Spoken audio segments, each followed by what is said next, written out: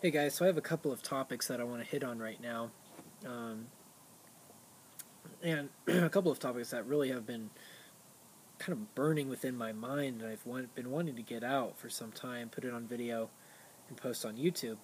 By the way, it's really nice outside right now. It's past 11 o'clock at night, but the moon is out. It's 60 something degrees outside. There's a slight breeze. I'm sounding like your annoying local weatherman right now, but it feels awesome right now. I had to shoot this video outside. Inside, no. Gotta come outside, do this when it's perfect. Okay, but anyways, getting sidetracked here. First topic, waking up from waking up.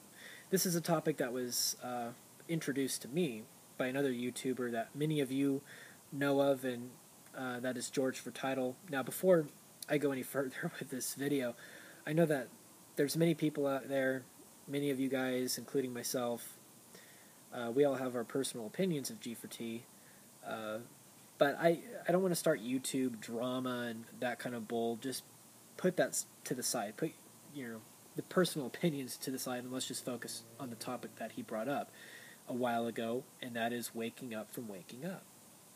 Now, I'm not going as extreme as G4T is, where he's completely wanting to just kind of go back to the other end of the spectrum of just kind of going with the mainstream, basically. That's not what I want to do. I don't want to completely go back to the other side of the spectrum. I'm pretty awake in the sense that I pay attention to a lot of alternative news sources. I'm aware of a lot of stories that, for instance, CNN or Fox don't bother to report. That just kind of being vague here, but that's what I do. I pay attention to various news sources. There's other ones besides Drudge. You got Zero Hedge. There's Raw Story. There's London Guardian's Glenn Greenwald, who gives excellent commentary in his columns about foreign policy. Russia Today, even though there's a little problem there with the Kremlin on that issue, so I don't really focus on Russia Today that much, just knowing that they are supported by the Kremlin. And many other news sources. So, I mean, I've broadened it out. The Hill, Real Clear Politics, Roll Call. There's many other sites you can go to that are, some of those are considered mainstream, but you can get a lot of information from those sites because they give you stories that are underreported, and then you can come to your own conclusions when you read them. And that's what news reporting should be. Read a non-biased story, come up with your own conclusions based on your own perspectives. Okay? So the way I look at it is I'm waking up from waking up. I'm not focusing much anymore on the conspiracy theory nonsense, thinking everything's a false flag or everything's an inside job or some psyop.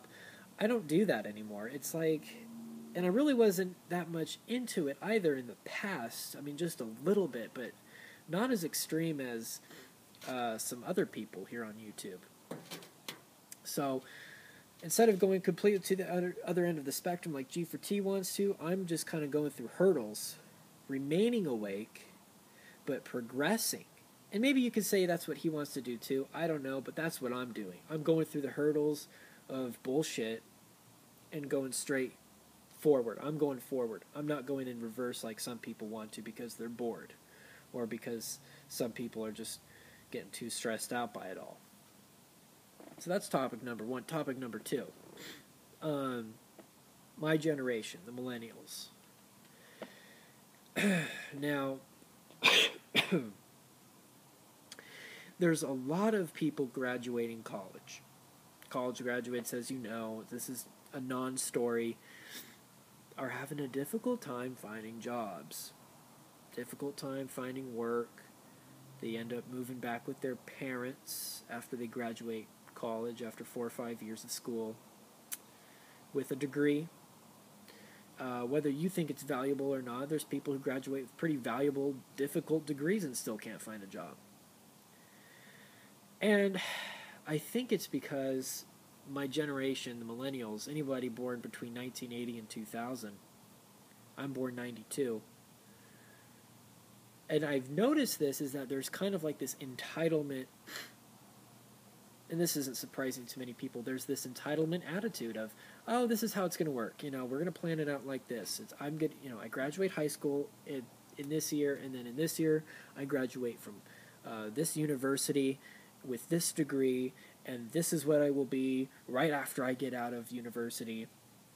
I'm going to be working this type of corporate office job with this degree, starting out $80K a year. That's just how it's going to work. And then I will buy a house the next year, and I'm going to get married, and this is just how it's all going to work out. And that's not the truth. It's far from reality. And a lot of these kids live on that kind of privileged, live with that kind of privileged attitude of like, this is what's owed to me. When I graduate, this is what's owed to me. I will get that job because I wave the degree around like, look what I have. And that's the automatic key. And the sad thing is, many of these kids, and I know people my own age, I have friends my own age, and many of them have never even had a job. And, I mean, we're talking 19, 20, 21 years old, never had a job? Why? What, you didn't get, like, I'm telling you, if you're 16 or 17 years old and you haven't had a part-time job yet, you need to get one. Now. You need to get that real-time experience of working with the public or working with an employer. You need that experience. I mean, yeah, it's not to say you're not smart. I mean, many of these kids, by the way, who have never had a job, they're pretty smart. They're intelligent. They're book smart, but not so street smart. And so, at the end of the day, if their goal is going to be money, and they're going to complain about how, oh, gee, I can't pay off this debt. Gee, I want this house. I need money now. I want money now. Well, you got to start from the bottom. Not all people go immediately to top positions unless you work your ass off for many years in college and to be a doctor or something. Then, yeah, you deserve to automatically kind of get into that bracket. But if you did the standard 4 or 5 years in college for some degree, that really isn't as difficult. Expect tougher work, a tougher a situation for you in getting in the job market. You've got to personally be aggressive. You need to get aggressive. You've got to go in there with the mindset like you are the one that they should hire. Don't just wave the degree around. Don't come in with a crappy presence like, shorts and a job interview and chewing gum and on your cell phone half the time. That's not okay. I don't know where some people get this idea from. That's beyond stupid, and don't do that. So you got to get aggressive. You've got to be personable. You've got to have this high sense of self-worth. Like, this is what I can do. I know I can do this. But right after you're hired, there's a problem. Many people who get hired right off the bat, who are confident, overconfident in the job interview and do a good job, while on the job, they then fall to the other side, get a little lazy, or they don't present themselves well. They just did a good job at the very beginning to make a good first impression, but they didn't follow through with that when they actually got hired and have to work. So I've also noticed with this generation, a lot of kids just want to get rich quick. And maybe it's been this way for every generation before me, all young people in each generation, that when they get to their late teens, early 20s, they just want to earn a ton of cash really fast